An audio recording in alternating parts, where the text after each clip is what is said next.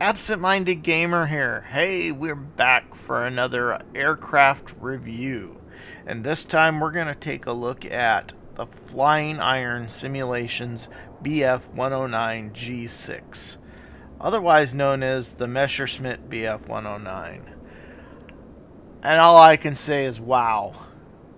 I have spent the last 3-4 days just totally immersing myself into this airplane, and it is amazing.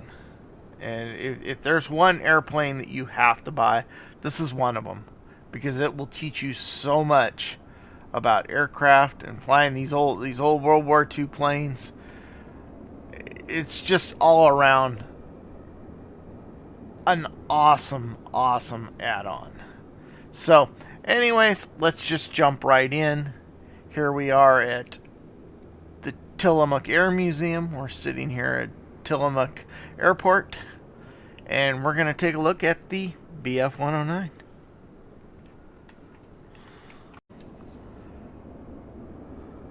So as we jump into it, here is what it is. Many of you already know what the BF-109 represents. It was a German airplane used during the war. The BF-109 originally first flew in 1937. It was designed by Willy Messerschmitt, and this was one of the most used aircraft of the war. And it saw service after the war even. I believe Czechoslovakia used the BF-109. Externally, visually, excellent. I can't tell you how good I think this add-on is.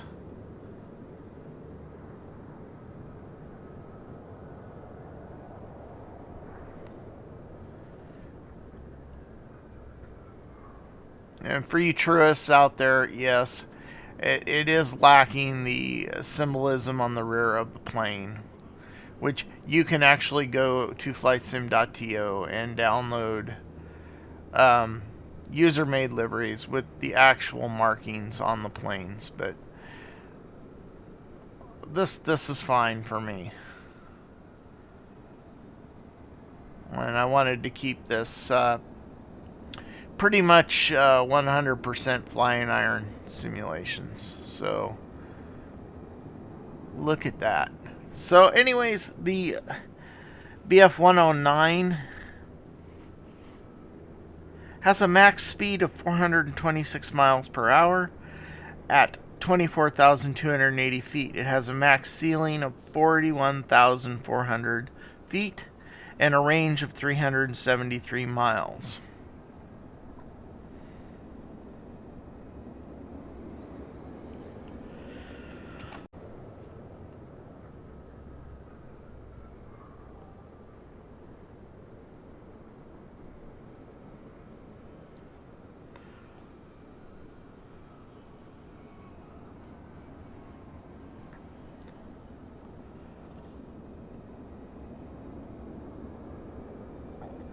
This was the quintessential fighter during World War II. It was feared by many Allied pilots, especially bomber pilots, given the maneuverability and speed of these aircraft. Now, externally and internally, this plane does not disappoint. So let's just jump right into the cockpit here and we'll take a look. Alright, so taking a look at the cockpit here. Everything in this cockpit does something. I have found nothing that doesn't do anything. With the exception of the trigger for the guns. That's the only thing that doesn't do anything. All the circuit breakers work. Every little thing does something.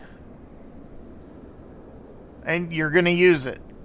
And the one thing you're going to have to do with this airplane is learn your emergency procedures. Follow your checklists. If you're going to fly this by the numbers, follow your checklists, watch your instruments. Um, I've learned the hard way. It is a very difficult. It's difficult to get into. Once you get the hang of it, it's a lot of fun to fly. And as you can see, everything here is in German. But well, you can change that, and I'll get to that here in a little bit. I have the gun sight selected. Otherwise, you can switch this over and have the GPS actually display right there, and it's the GPS 530, and it just displays where the gun sight is. But I put everything back to the way it was prior, right after installation, so you can see as it looks out of the box.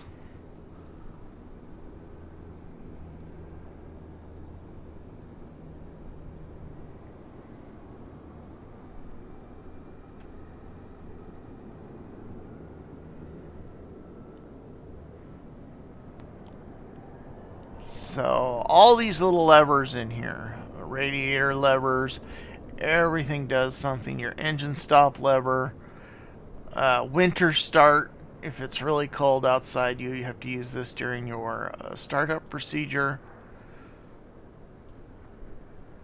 Gear emergency, and yes, I have used this, and yes, it does work. And then radiator control, radiator shutter. This controls. This is very important to know. The radiator shutter controls this thing down here on the base of the wing, and you can set it to automatic. The checklist will have you set it to open prior to takeoff and during takeoff, but then you'll want to switch it to automatic so the radiator actually opens and closes during flight.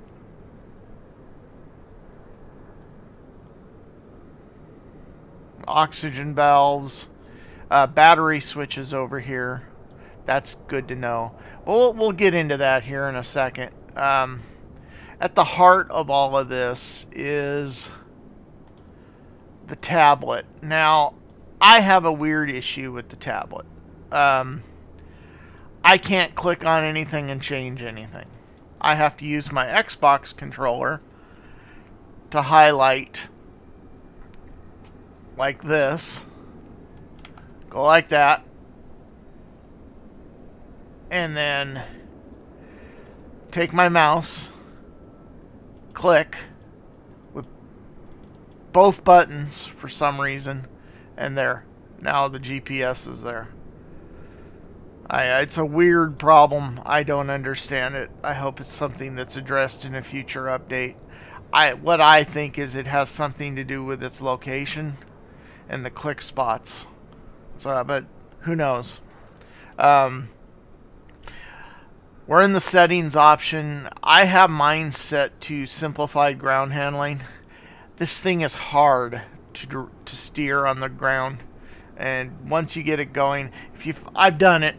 I mean, I've actually been able to do it, following the directions and following checklists and whatnot. I was able to do it, but I went ahead and switched this over to simplified ground handling, and I installed the radio and transponder. And you can also set here with a battery connection. Aileron trim is adjustable here. And then you can also turn off the realism settings if you don't want all the extra added and you just want to fly the plane. Switch that and it will fly forever without any issues. So then let's start here.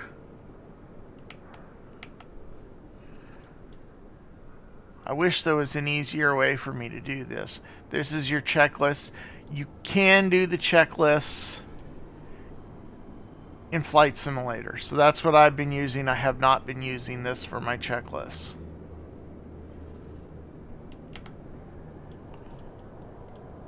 V speeds. That's all good to know.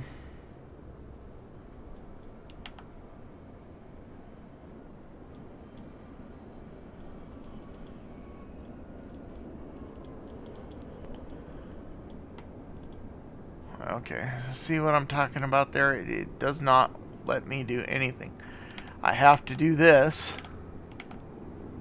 and then do this. There. And then that's just more pertinent information to what's going on. This is all updated live as you're flying.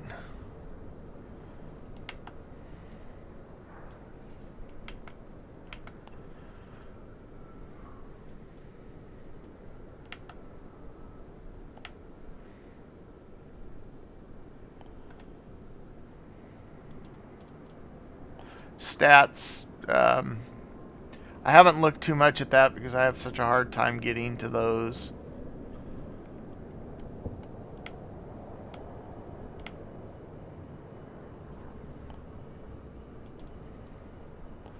This is where you add your, you pick whether you're short range, medium range, or long range.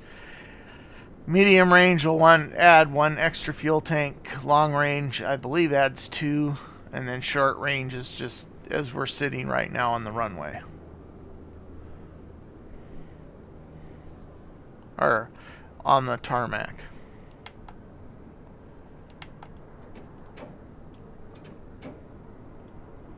Autopilot, there is a very simple autopilot that comes in very handy with the BF-109, and you can just use your Z key rather than using the tablet.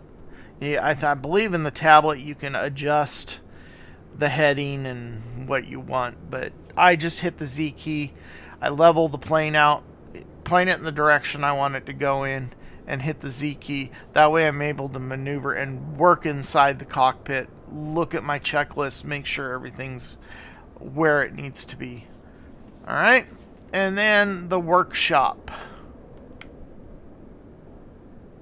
is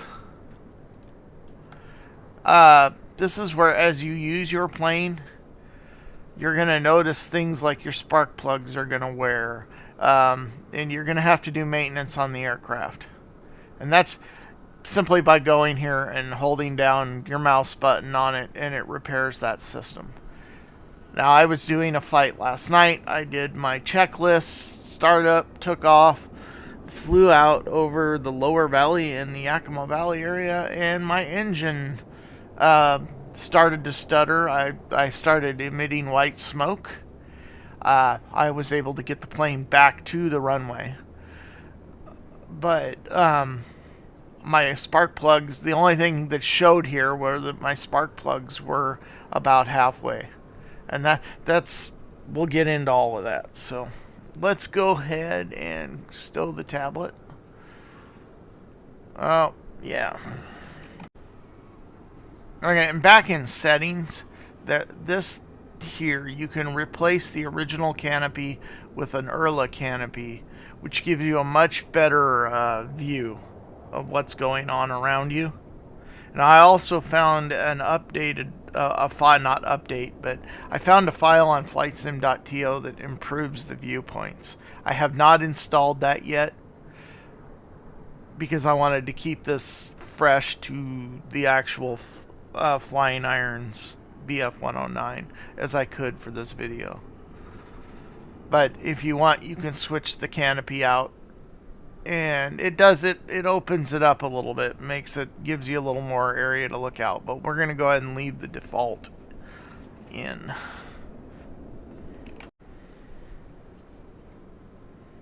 So the other thing, here's your canopy. That is all animated. Everything you see here has some sort of animated function. All of the cabling, everything moves with the aircraft.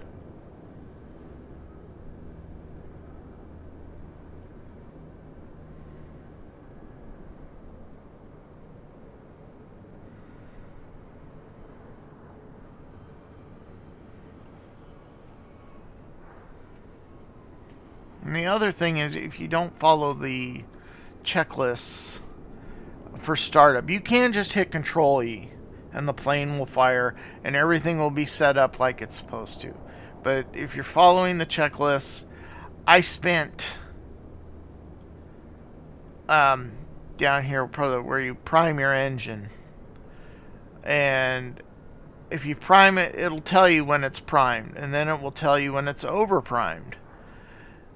But it on the checklist it says do it 5 times. 5 times is not enough. I spent almost an hour and a half trying to start the engines my first time out, but I wasn't priming the engine enough.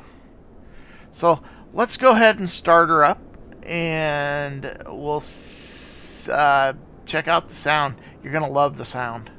I love the sound. Alright, we got our before engine start. It says to close the canopy. I am going to leave the canopy open. Ensure that your gear is down. Now I did the emergency. I hope I didn't screw up my gear. Open your throttle about 1 inch.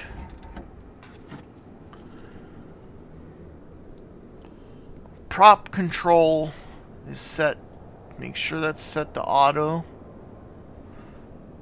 One of the great things about this, I love about Flight Simulator, if you're unsure about a location, you just click on that little thing there and it takes you right to it. Prop control is kind of hard to find. It's actually, yeah, right here. Prop control is already set to auto.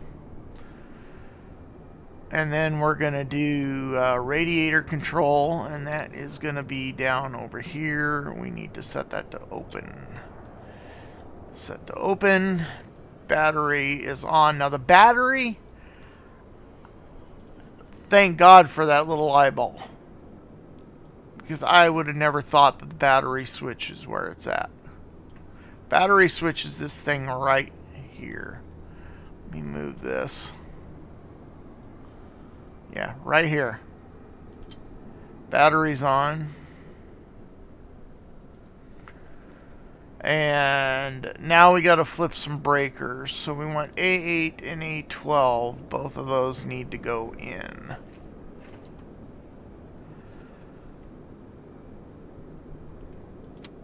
A8, A12, and then A21 and 22. That'd be your ignition. The other two, propeller pitch control, and your generator.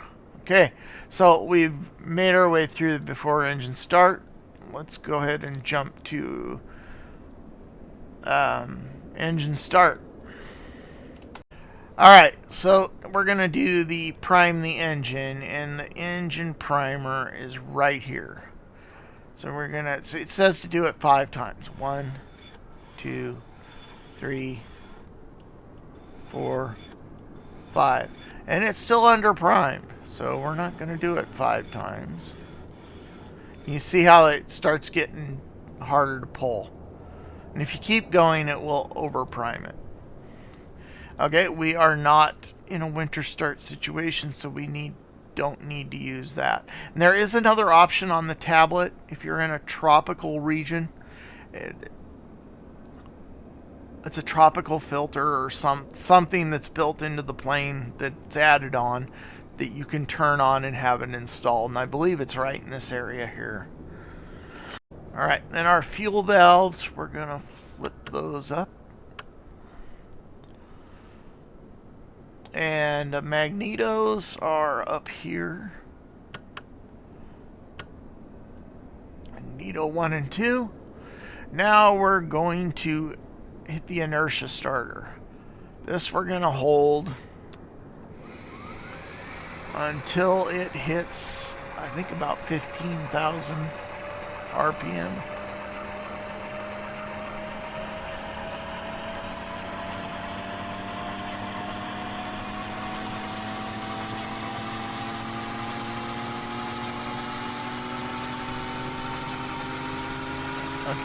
Okay, we're going to take it at 18,000. And we're going to go down here.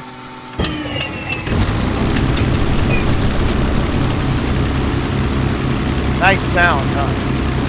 I love that sound, man. Alright, and that is the engine startup. And you're going to do the after engine start. All your circuit breakers are going to go in. Watch your oil pressure.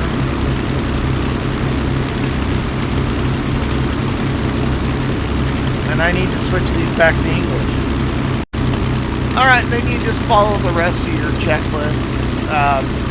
The other thing that's really important to know is this lever right here. This is your plug fouling.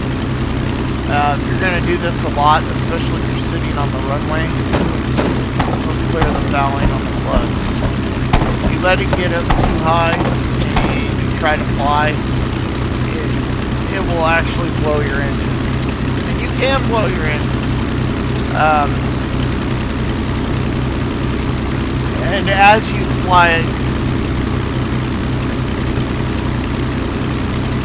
when you're flying, the plugs don't get fouled. It's when you're sitting idle and just letting the engine run is when the plugs get dirty.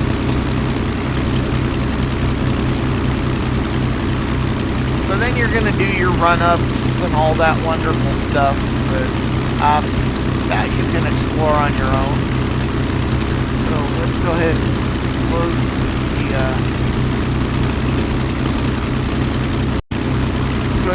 the canopy.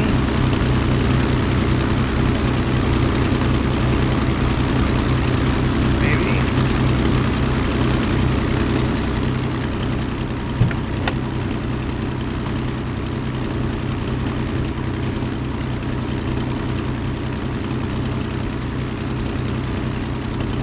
Alright.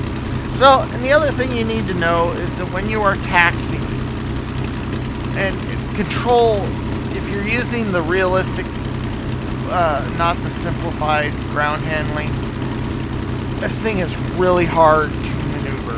And the thing to remember is this tail wheel.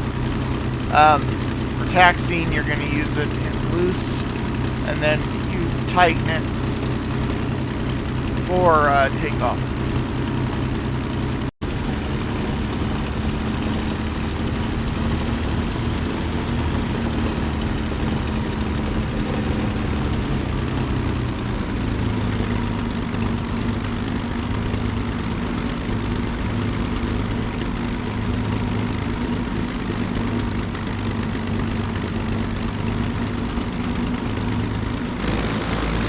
Yep, there I am off the, off the runway already.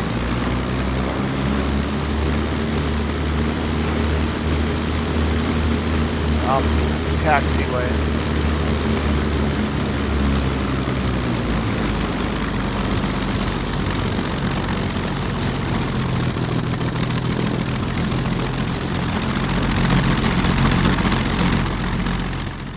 Alright, and through the magic of flight, we have switched to a different livery. Magic of computers, we are now in the number 8 Red Wing.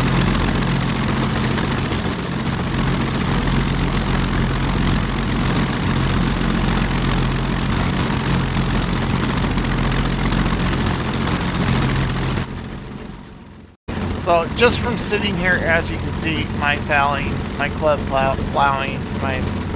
fouling has already gotten into the double digits. We're going to go ahead and clear that, get it down below 20. As you fly, it will clear itself, but sitting on the ground isn't good for this airplane.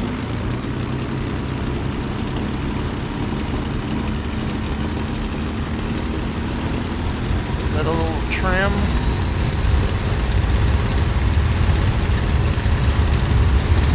Want to keep your throttle not full throttle. Now we're tails up. Full throttle. Here we go. Gear up.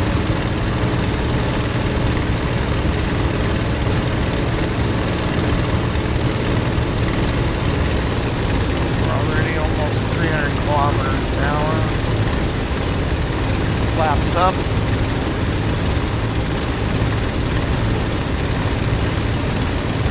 Not too hard, huh?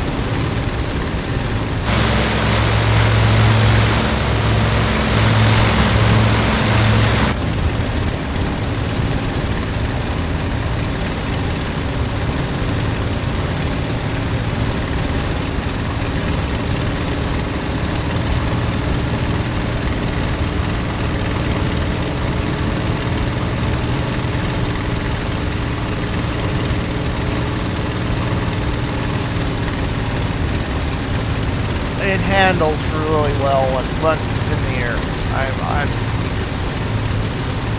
I've done just a few short circuits with it, and the altitude. Now, see, like we're gonna go ahead and have it.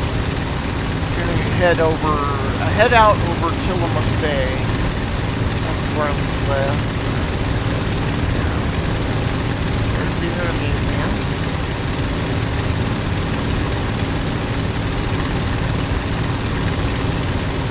Level her off and hit the autopilot. Plane do work.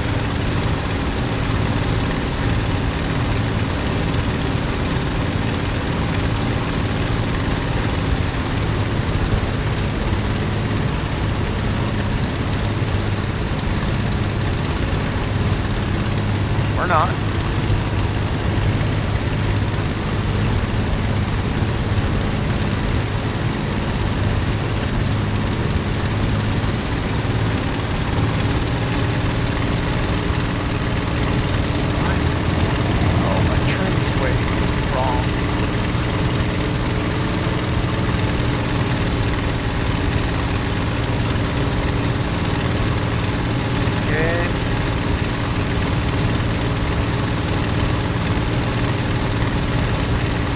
We're going to hit the C key, and that will keep us level.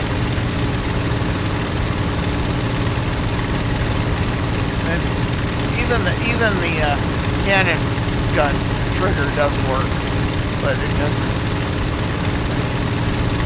fire rockets or release bombs. Now, if I was carrying external fuel tanks, I could just go ahead and dump those and releases. Yeah, there's tank drop.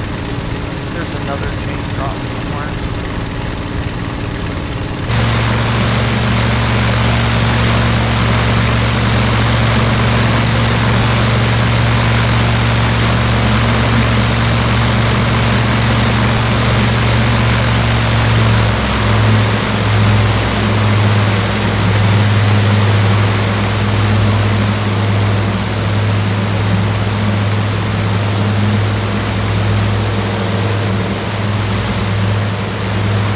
I have a far better understanding of the VF-109 since I've started flying.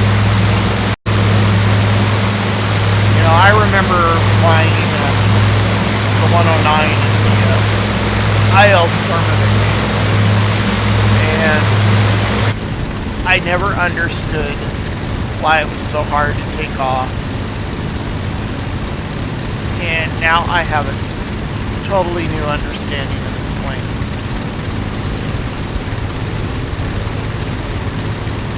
And if I got in one tomorrow, I could probably figure it out, given what I've learned here.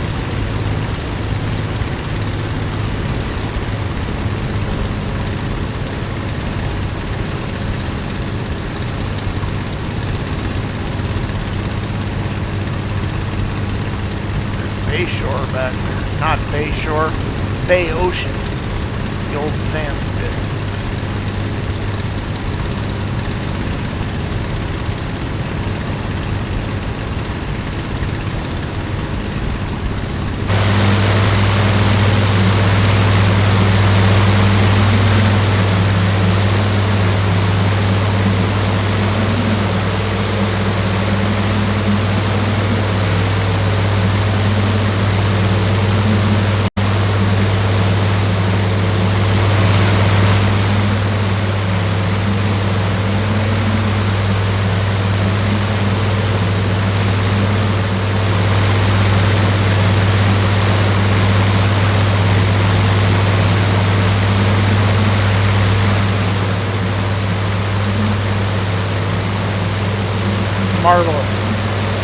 Marvelous airplane.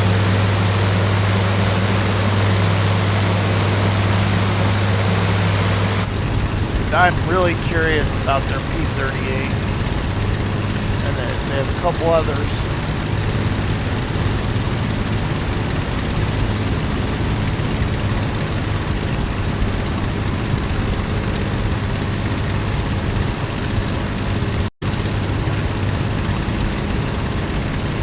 Now, I bought this off the marketplace. place rather than buying it direct from Flying Iron Simulations.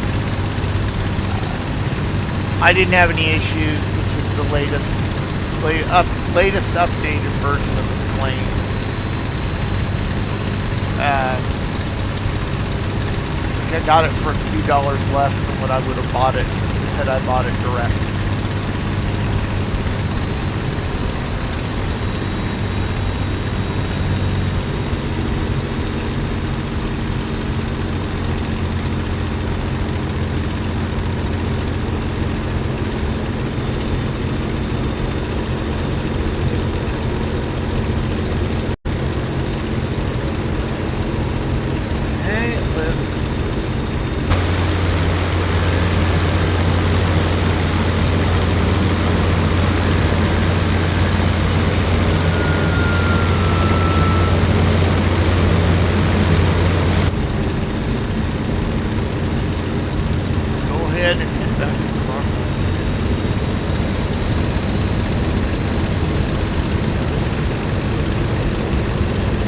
I feel like I'm in the cockpit. That's the feeling I get walking away from this airplane. I just can't. I have had so much fun with this plane.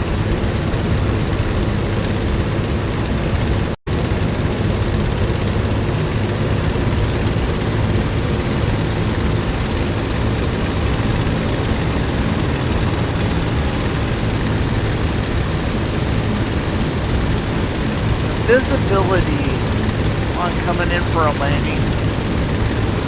For me to do it, I don't have a track IR or anything like that, so I have to kind of judge where my runway's at. What I generally do is come in steep and then drop into the runway, because I can't see over the nose.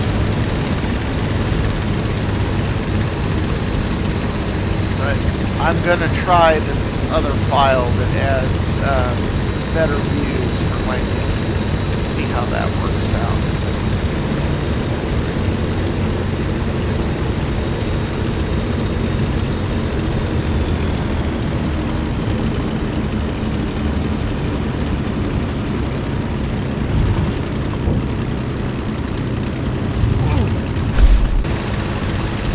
Alright, well, here we are. We're back. We weren't very successful in that last landing. In fact, I can't seem to land this thing here. I can't quite understand it. But we're back out over the Air Museum. And we're going to come back in on the same runway and try to land.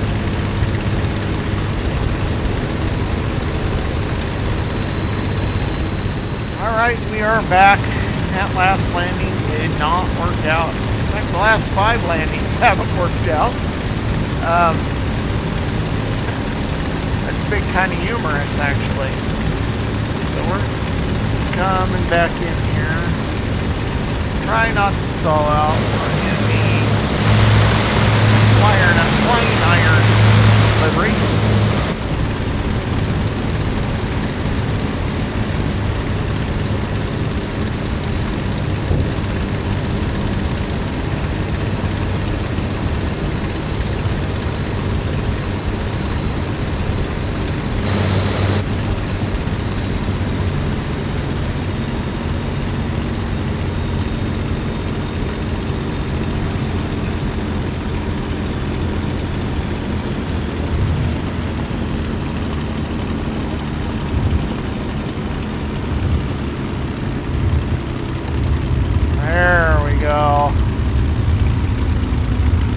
Okay, ladies and gentlemen, we have finally successfully landed. I cannot tell you what a project that was, because you didn't see the 5 or 6 other flights that I did, where I actually started over and flew around the whole airport and crashed. But like I said, it's all in the name, Absent-Minded Gamer.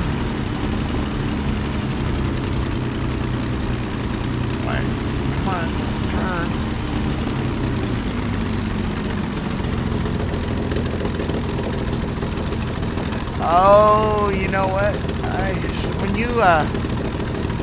I just realized something. Okay, see, when I go out to restart the flight, and I did it starting just outside the runway, it doesn't set the parameters inside the aircraft. So when I was landing, my tail wheel was all screwed up, and it was actually set to loose when it should have been on tight, and I would have had a much better chance of landing.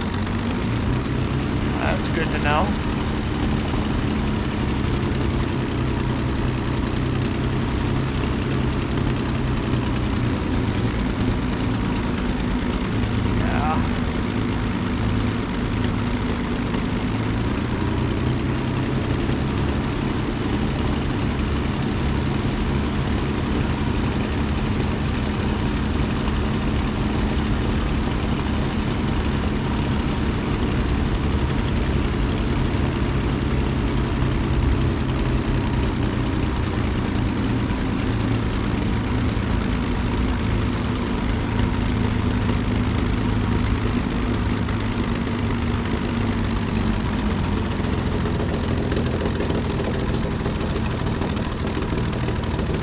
Alright, well that's going to do it for this video. I hope you've enjoyed it. I will take you into the menus and show you the different liveries before we end this. I hope you've enjoyed it. This really is an exceptional aircraft, and I recommend this to anybody. If you love these old airplanes, it is well worth the money time to learn how to fly it. I am thoroughly impressed. Thank you for bringing us such a great aircraft, Flying Iron Simulations. Thanks for watching. Have a great day.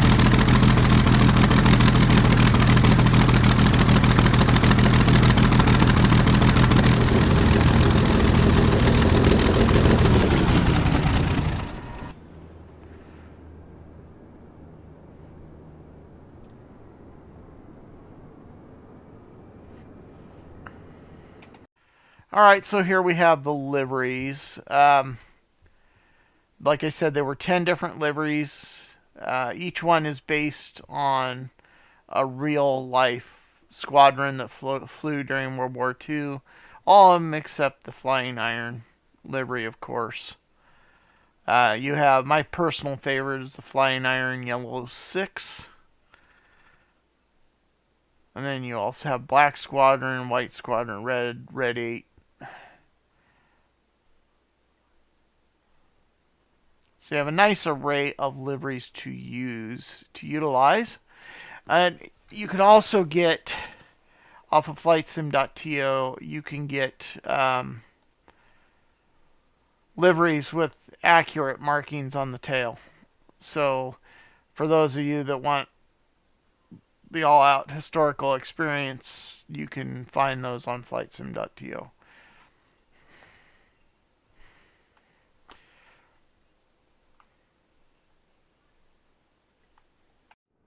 And for those of you wondering, this is the difference in the two canopies. This one gives you, it's a little more array, it's a little more elevated, gives you a better view, left, right, and up, compared to the stock canopy. And I'll also show you the tropical filter, or whatever they call it. By adding in the tropical filter in the cockpit, this allows you to open it, and then it adds that piece onto the outside of the aircraft.